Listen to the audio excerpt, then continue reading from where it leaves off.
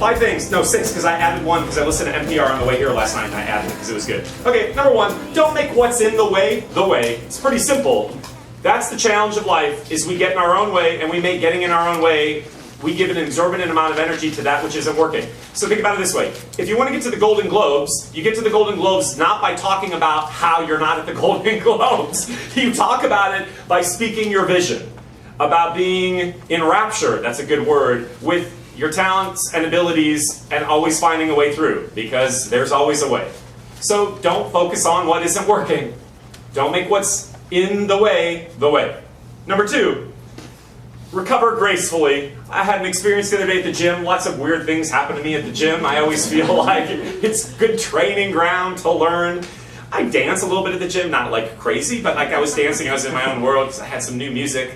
And there was a guy who was walking this way, and I was all, he was walking this way, and he like waved, and I thought he was waving at me, because one would just assume that. So I was dancing and waving, and he continued to just walk right past me. Recover gracefully.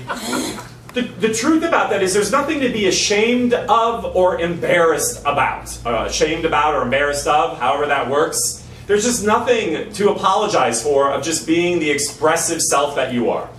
So that's what I took away with it. Number 3, this is good. There's science that supports this. I'm reading this brain research book right now that it's really fascinating. But they talked about smile. Smile though your heart is breaking, right? So even if you don't feel like it, smiling changes one's mood. The act of smiling repetitively helps to interrupt mood disorders and strengthens, this is so amazing to me, the brain's neural ability to maintain a positive outlook on life. So turn that frown upside down. It's not that hard. Just do it. You can do it. You can fake your way into a smile. So I think that's really interesting that it boosts your immunity, it boosts mood, and the way that other people will react to you will change. Number 4, I listened to this on the way, like I said last night on NPR, and I thought this was really amazing, especially because I keep talking about cell phones. And we don't have all the research out yet about cell phones, although Nicola and I were talking about this today, and Sam and I were talking about this the other day. Do you guys ever feel like, even in the span of like 3 or 4 years, you're becoming more ADD? That it's harder for you to retain things, it's harder for you to stay focused? Well, for sure, that has to do with cell phone usage. But one of the things that they were talking about on NPR, and I think in February they're going to have a cell phone challenge, which there's an app, I haven't gone to NPR yet, the website to look, but there is an app that you can download that will record how many minutes you spend on your phone. Not like on the phone talking, but actually mindlessly. So I think in February they're launching this thing about, where was I with that?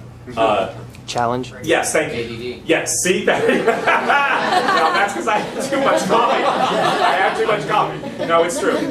But here's the amazing data about it. So they talked about how our brain has to be bored. Now, as human beings, it's very difficult, and as actors, even more so, because you constantly are on the action meter, meaning that you often feel like if you're not doing something, you're not doing something. And the science is supporting that it's just the opposite. You have to have downtime. And downtime doesn't mean doing nothing and then getting onto your phone, because that actually continues to boot that neural wiring. What this science has proven is that the brain has a default set point that when you're bored, it kind of can rejuvenate or reboot itself. And it's very, very important, just for the neural activity. But also it's important because in boredom, think about conscious creation, in boredom, you actually tap into subconsciousness, which is actually your imagination. That's where creativity comes from. So it's spiritual and it's also science. So you have to have moments of repose where your repose isn't Tindering and tweeting and Facebooking and whatever else you're doing. Try to do that. Your brain needs downtime. Number 4, is that number 5? Faith. That's a good one.